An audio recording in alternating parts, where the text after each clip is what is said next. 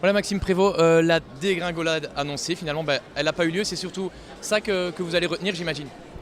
Il y a deux choses que je vais retenir. La première, au-delà de mon parti, c'est le sentiment d'inquiétude qui me gagne comme démocrate et comme citoyen par rapport aux poussées des extrêmes, de gauche comme de droite.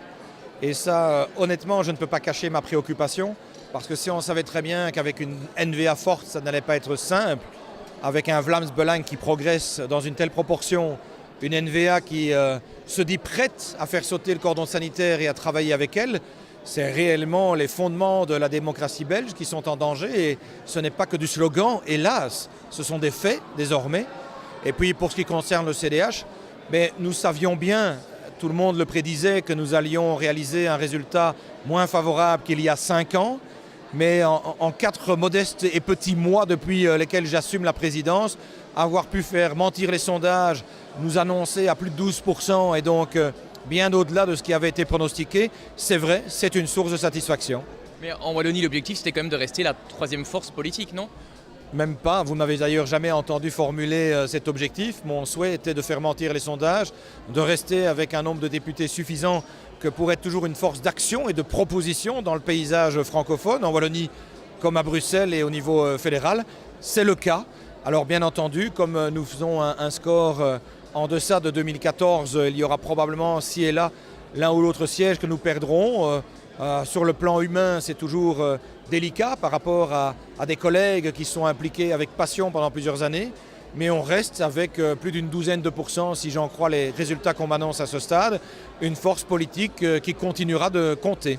Oui, qui continuera de compter, surtout en prévision de certaines coalitions, forcément.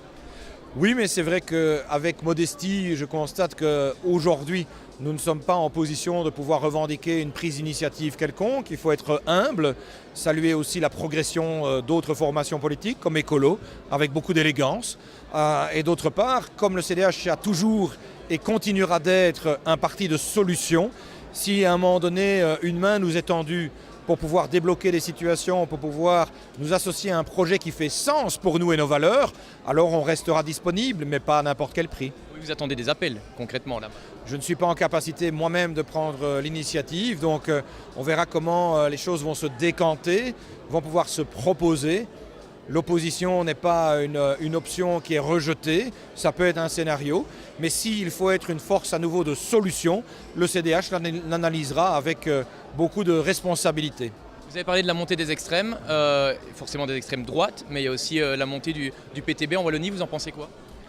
Ça m'attriste et ça m'inquiète tout autant, parce que c'est vrai que l'extrême droite a une dimension de racisme qu'on ne trouve pas du côté de l'extrême gauche, mais pour autant, aucun de ces deux partis, avec ses propositions par nature extrêmes, n'est vecteur de solution, n'est vecteur d'approche équilibrée pour faire gagner la société.